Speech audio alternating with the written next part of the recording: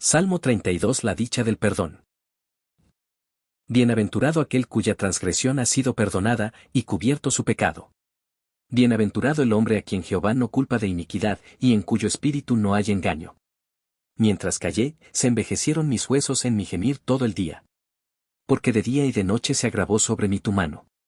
Se volvió mi verdor en sequedades de verano. Selah. Mi pecado te declaré, y no encubrí mi iniquidad. Dije, confesaré mis transgresiones a Jehová. Y tú perdonaste la maldad de mi pecado. Selah. Por esto orará a ti todo santo en el tiempo en que pueda ser hallado. Ciertamente en la inundación de muchas aguas no llegarán estas a él. Tú eres mi refugio, me guardarás de la angustia. Con cánticos de liberación me rodearás. Selah. Te haré entender, y te enseñaré el camino en que debes andar. Sobre ti fijaré mis ojos. No seáis como el caballo, o como el mulo, sin entendimiento, que han de ser sujetados con cabestro y con freno, porque si no, no se acercan a ti. Muchos dolores habrá para el impío. Mas al que espera en Jehová, le rodea la misericordia. Alegraos en Jehová y gozaos, justos. Y cantad con júbilo todos vosotros los rectos de corazón. ¿Cuál es el tema central del Salmo 32? El tema principal es la dicha y bendición que recibe una persona cuando sus pecados son perdonados por Dios. David describe el alivio y la libertad espiritual que vienen después de confesar el pecado y recibir la misericordia divina. Este salmo enseña que la verdadera felicidad no se encuentra en las riquezas ni en los logros, sino en una relación correcta con Dios, basada en el perdón y la limpieza del alma. ¿Qué significa bienaventurado aquel cuya transgresión ha sido perdonada? Ser bienaventurado significa estar profundamente feliz, bendecido y en paz. Aquí, David señala que la verdadera dicha proviene de saber que la culpa del pecado ha sido quitada. La palabra perdonada indica que Dios ha quitado el peso de la transgresión, liberando al creyente de la condena y restaurando su comunión con Él. ¿Por qué David menciona que el pecado es cubierto? La expresión cubierto proviene del concepto hebreo de que la culpa del pecado es escondida, ya no es puesta para juicio. Esto no significa que se oculte para ignorarlo, sino que Dios lo trata de manera definitiva, como en los sacrificios del Antiguo Testamento donde la sangre cubría la falta, apuntando al sacrificio perfecto de Cristo que quita el pecado para siempre. ¿Qué implica que Jehová no culpa de iniquidad al justo? Significa que Dios no toma en cuenta el pecado para condenar, porque ha sido confesado y perdonado. Es una declaración de justificación. El culpable, al arrepentirse y recibir el perdón, es declarado libre de condena. Esto refleja lo que Pablo enseña en Romanos 4, citando este mismo salmo para explicar la justificación por fe. ¿Qué significa que en el espíritu del bienaventurado no hay engaño? Se refiere a una integridad interior. El perdonado no finge justicia ni es hipócrita. No esconde su pecado ni presenta una apariencia falsa. Un corazón sin engaño es transparente delante de Dios, confesando su maldad y viviendo en sinceridad. ¿Qué le pasaba a David mientras cayó su pecado?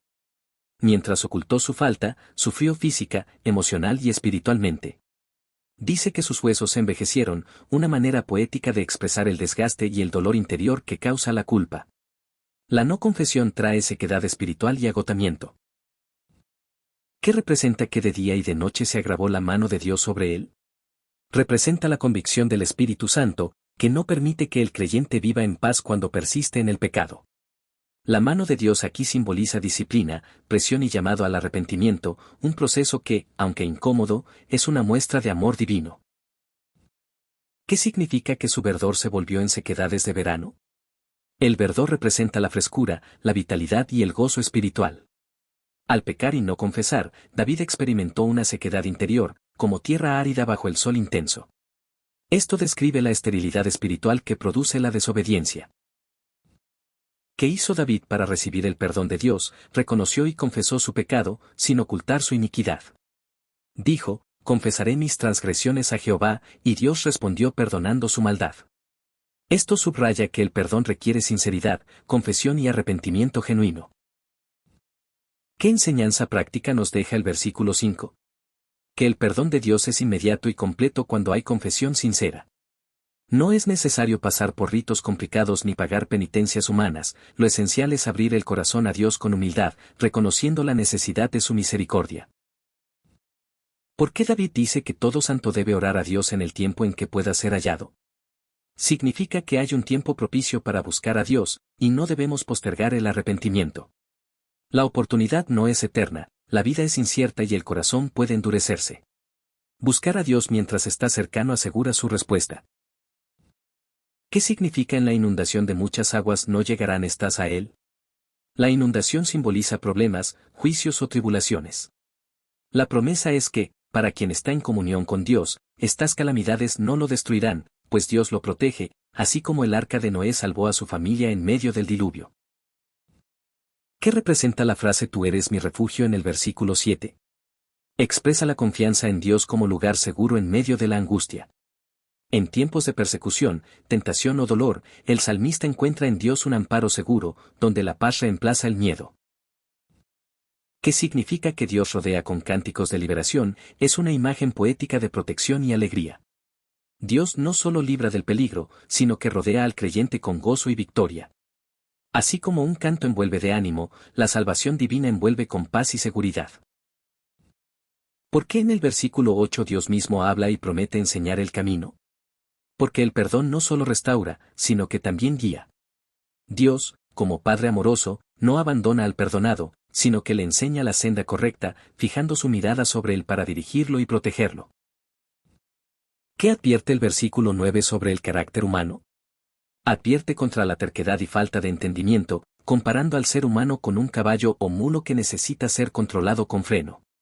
Dios desea que lo sigamos voluntariamente, no obligados por la fuerza. ¿Qué significa muchos dolores habrá para el impío? Que la vida de quien vive alejado de Dios y en pecado está marcada por sufrimiento, consecuencias dolorosas y vacío espiritual. El pecado siempre deja cicatrices, incluso si el perdón está disponible. ¿Qué bendición recibe el que espera en Jehová? Es rodeado por la misericordia divina. Esto significa que está envuelto en el favor, la protección y el amor constante de Dios, tanto en esta vida como en la eternidad. ¿Por qué el Salmo termina con un llamado a la alegría? Porque el perdón trae gozo y libertad. Los justos, al recordar de dónde fueron sacados, no pueden más que alegrarse y cantar a Dios con gratitud. ¿Cómo se aplica este salmo en la vida cristiana hoy? Nos recuerda que no debemos vivir con culpa oculta, sino confesar nuestros pecados a Dios, recibir su perdón y caminar en una vida de obediencia y gratitud. ¿Qué relación hay entre el Salmo 32 y el Salmo 51? Ambos fueron escritos por David y tratan sobre el perdón de pecados, pero el Salmo 51 es más una súplica de misericordia después de su caída con Betsabé, mientras que el Salmo 32 es una reflexión y celebración posterior, agradeciendo a Dios por el perdón ya recibido. ¿Por qué el perdón produce tanto gozo en el creyente? Porque elimina la culpa, restaura la comunión con Dios y trae paz al corazón. El perdón no es solo un acto legal, sino una sanidad del alma que devuelve la esperanza y la alegría de vivir en la presencia de Dios. ¿Cómo actúa el Espíritu Santo en el proceso de convicción y perdón? El Espíritu Santo convence de pecado, justicia y juicio, Juan 16:8. Él inquieta al corazón hasta que haya confesión, y después, es quien asegura al creyente que ha sido perdonado, trayendo paz interior. ¿Qué enseñanza nos deja el ejemplo de David sobre la confesión? Que incluso un creyente que ha caído en un pecado grave puede ser restaurado si se humilla y confiesa con sinceridad. El silencio y el ocultamiento solo aumentan el dolor y la distancia con Dios. ¿Qué significa espiritualmente callar el pecado? Es ignorarlo, justificarlo o esconderlo, evitando enfrentar la verdad delante de Dios. Este silencio no es ausencia de palabras, sino falta de confesión genuina. ¿Por qué Dios no quiere que vivamos con culpa no tratada? Porque la culpa sin resolver destruye la paz, el ánimo y la comunión con Él. Dios busca que nos acerquemos para limpiarnos y que vivamos libres, no esclavos de la vergüenza. ¿Qué simboliza la mano de Dios que se agrava sobre el pecador no arrepentido? Simboliza la disciplina divina, el peso de la convicción y la presión espiritual que guía al creyente al arrepentimiento. Es una manifestación de amor que busca nuestra restauración. ¿Qué representa la imagen de las sequedades de verano? Representa la aridez espiritual, la falta de gozo y la pérdida de vitalidad que produce el pecado no confesado. Así como una planta se marchita sin agua, el alma se marchita sin la presencia de Dios. ¿Por qué la confesión trae un alivio inmediato? Porque el peso de la culpa es reemplazado por la paz del perdón. Cuando el alma se sincera ante Dios, la carga desaparece, como si una pesada mochila fuera quitada de los hombros. ¿Qué papel juega la humildad en recibir el perdón de Dios? Sin humildad no hay confesión verdadera. La arrogancia intenta justificar el pecado, la humildad lo reconoce, se duele por él y se somete a la misericordia divina. ¿Cómo nos protege Dios cuando somos perdonados? Nos guarda del poder destructivo del pecado, nos fortalece contra futuras caídas y nos rodea con su gracia, de manera que aún las pruebas no nos destruyen. ¿Qué significa buscar a Dios en el tiempo en que pueda ser hallado? Implica que hay oportunidades que no se deben dejar pasar. La vida es incierta, y si postergamos el arrepentimiento, podemos llegar a un punto en que el corazón se endurezca o la oportunidad se pierda. ¿Cómo se cumple este salmo en Jesucristo? Jesús es el cumplimiento perfecto del perdón que David experimentó parcialmente. En Cristo, el pecado no solo es cubierto sino completamente quitado, y la justificación es definitiva. ¿Qué diferencia hay entre cubrir y quitar el pecado? Cubrir significa tapar y no tenerlo en cuenta para juicio como en el antiguo pacto, mientras que quitar significa eliminarlo por completo como en el nuevo pacto mediante la cruz de Cristo. ¿Por qué Dios promete enseñar el camino después de perdonar? Porque el perdón no es solo un punto final, sino el inicio de una vida transformada. Dios no solo restaura, sino que guía al creyente hacia un caminar más santo. ¿Qué significa que Dios fija sus ojos sobre el creyente? Es una metáfora de cuidado y atención constante. Dios observa cada paso, no para condenar, sino para proteger, dirigir y sostener. ¿Por qué se compara al hombre terco con un caballo o mulo? Porque ambos necesitan ser forzados para obedecer. La terquedad humana impide escuchar la voz de Dios, y Él nos advierte que no vivamos así, sino con obediencia voluntaria. ¿Qué enseñanza nos deja la frase muchos dolores habrá para el impío?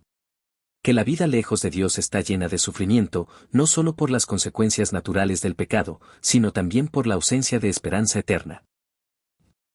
¿Cómo experimenta el creyente la misericordia que lo rodea? La siente como una constante presencia de amor, protección y guía. La misericordia no es un acto aislado, sino un círculo que envuelve toda su vida. ¿Por qué el Salmo termina con una invitación al gozo? Porque la historia no termina en el pecado, sino en la restauración. El final feliz de este proceso es la alabanza y el júbilo por la gracia recibida. ¿Qué diferencia hay entre alegría y gozo en este contexto? La alegría puede depender de circunstancias externas, pero el gozo aquí descrito es profundo y permanente, nacido de la certeza del perdón divino. ¿Qué efecto tiene en la comunidad un creyente restaurado? Sirve como testimonio vivo de la misericordia de Dios, animando a otros a buscar el perdón y vivir en integridad. ¿Cómo este salmo puede guiar nuestras oraciones? Podemos usarlo como modelo, comenzar reconociendo el perdón, recordar la amargura del pecado no confesado, dar gracias por la misericordia y pedir dirección para caminar rectamente. ¿Por qué este salmo es llamado Maskil? Maskil significa un poema o cántico instructivo. Esto indica que no solo es una alabanza, sino una enseñanza para que otros aprendan de la experiencia del salmista. ¿Qué nos enseña sobre la naturaleza de Dios este salmo? Que Dios es justo para confrontar el pecado, pero también es misericordioso y está dispuesto a perdonar a todo aquel que se arrepiente sinceramente. ¿Qué importancia tiene reconocer la convicción como algo positivo? Porque la convicción no es condenación, sino una señal de que Dios nos ama y quiere restaurarnos. Nos recuerda que aún estamos bajo su cuidado. ¿Qué aplicación práctica tiene este salmo para un creyente que lucha con la culpa? Que no debe huir de Dios, sino correr hacia Él, confesar su falta y recibir el alivio del perdón.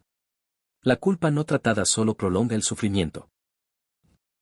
¿Cómo podemos vivir sin engaño como dice el versículo 2?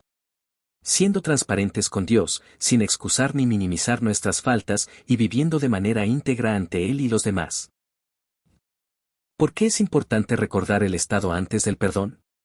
Para mantenernos humildes, valorar la gracia recibida y no volver al mismo camino que nos apartó de Dios. ¿Cuál es el mensaje final que nos deja el Salmo 32? Que la verdadera felicidad proviene del perdón de Dios, que la confesión es el camino a la restauración y que la misericordia divina es un refugio seguro para quienes confían en Él. Reconociendo tu misericordia. Oh Jehová, Dios de toda gracia y verdad. Me presento delante de ti con un corazón abierto. Consciente de que mi alma ha encontrado descanso. Solo porque tu mano me ha levantado. Bendito sea tu nombre. Porque no me dejaste perecer en mi culpa. Ni me abandonaste a la condena que merecía. Bienaventurado soy. No por obras mías. Sino porque tú, en tu infinita misericordia, has quitado mi transgresión. Has cubierto mi pecado. Y has limpiado mi corazón de toda iniquidad. La dicha de ser perdonado. Señor, cuán dichoso es el hombre, a quien tú no le cuentas su pecado. Cuánta paz hay en saber que no hay engaño en mi espíritu. Que mi alma no finge santidad. Porque tú me conoces tal cual soy. Mi dicha no es pasajera. No depende de las estaciones de la vida. Sino que nace de la certeza. De que he sido reconciliado contigo. Que mi nombre está escrito en tu libro de vida. Y que la culpa ha sido removida por el poder de tu amor. El peso de la culpa pasada. Oh Señor, recuerdo los días en que callé mi pecado y no lo confesé. Recuerdo el peso que me aplastaba. La carga invisible que consumía mis fuerzas. Era como si mis huesos se secaran. Como si cada suspiro fuera una confesión no dicha. De día y de noche tu mano se hacía sentir. Y mi verdor se tornó en sequedad de verano. Pero entendí que no era tu ira para destruirme, sino tu amor para llamarme de vuelta. El momento de confesar. En mi quebranto, abrí mis labios. En mi dolor, reconocí mi maldad. Dije, confesaré mis transgresiones a Jehová. Y en un instante, sin reproche, sin demora, tu misericordia descendió sobre mí. Perdonaste la maldad de mi pecado. Lavaste mi vergüenza. Y como un padre que toma en brazos a su hijo caído, me cubriste con tu abrazo eterno. La urgencia de buscarte. Por eso, Dios mío, te buscará todo santo en el tiempo oportuno. Porque no hay seguridad fuera de ti. En la inundación de muchas aguas. Cuando los problemas amenazan ahogar. Tú levantas a los que claman a ti. No permitirás que la tormenta los consuma. Porque tú eres el refugio seguro. La roca firme en medio de las corrientes. Refugio en tu presencia. Tú eres mi refugio, Señor. Mi escondedero en el día de la angustia. Cuando el enemigo me rodea. Tú me cubres con cánticos de liberación. Cuando la tristeza me quiere abrazar. Tú entonas sobre mí melodías de esperanza. No soy yo quien canta primero. Es tu voz la que me rodea. La que me recuerda que la victoria ya es mía en ti. Dirección divina. Tú, oh Señor, me has prometido enseñarme el camino por donde debo andar. No me dejarás a mi propia necedad, sino que fijarás tus ojos sobre mí. Tus ojos no son de juicio severo, sino de amor vigilante, que guía, corrige y afirma mis pasos. Enséñame, Maestro eterno, a caminar en tu senda sin desviarme. Llamado a la obediencia voluntaria. No quiero ser como el caballo o el mulo, que necesitan freno para acercarse. Quiero venir a ti voluntariamente, con un corazón dócil y dispuesto. Que no sea la fuerza de la disciplina lo que me lleve a tu presencia, sino el fuego del amor que has encendido en mí. La realidad del impío. Muchos dolores hay para el impío, Señor. Y yo mismo probé esa amargura cuando caminé lejos de ti. Pero hoy puedo decir que el que confía en Jehová es rodeado de misericordia. Esa misericordia es como un manto que cubre mis días, como una muralla que guarda mi alma. Alegría restaurada. Hoy, mi Dios, mi gozo se desborda. Alegraos en Jehová, dice tu palabra. Y yo me uno a ese coro de justos. Canto con júbilo porque he sido rescatado. Porque la cadena de mi culpa se ha roto. Y la canción de mi vida es ahora una melodía de gratitud.